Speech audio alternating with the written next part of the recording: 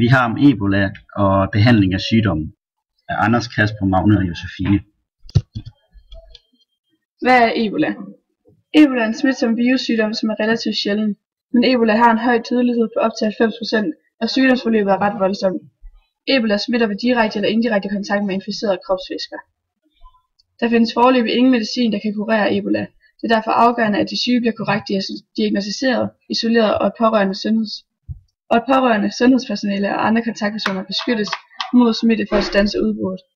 Der er ingen vaccine eller andre godkendt specifik behandling udover væsketerapi, blodtransfusion, respirator og anden understøttende behandling. Forsøgsmedicin i form af monoklonalt antistof mod Ebola sejrer virus er forsøgt med særlig tilladelse i enkelte tilfælde. Inkubationstiden er sædvanligvis 4-10 dage, men kan variere fra 2 til 21 dage. Behandling af Ebola. Som Josef sagde tidligere, så er der ingen forebyggende vacciner eller helbredende behandling.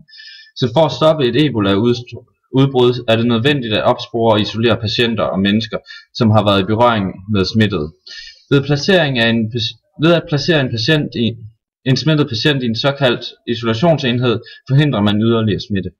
Her får patienten støttende behandling for deres symptomer. Det kan være væske, hvis de har opkastninger eller diarré, smertestillende medicin og også mad, så man giver deres krop de bedste betingelser for selv at bekæmpe sygdommen.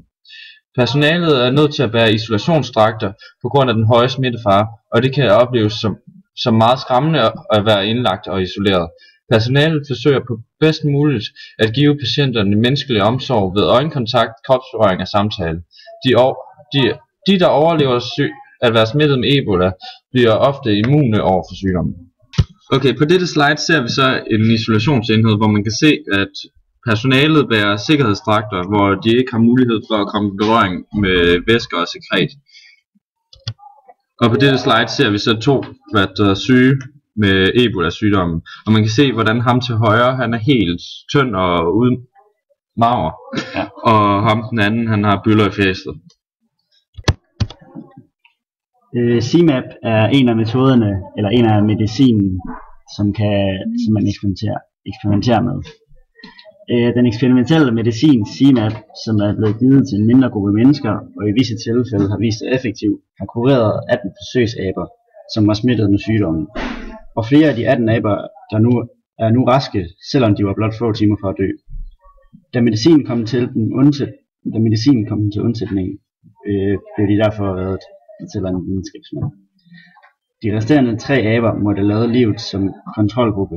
De døde efter 8 dages smitte. Selvom de 2 amerikanske sundhedsarbejdere har overlevet Ebola-smitten efter at have modtaget behandling med CMAP, er det endnu ikke klart, om det var medicinen, der reddede deres liv.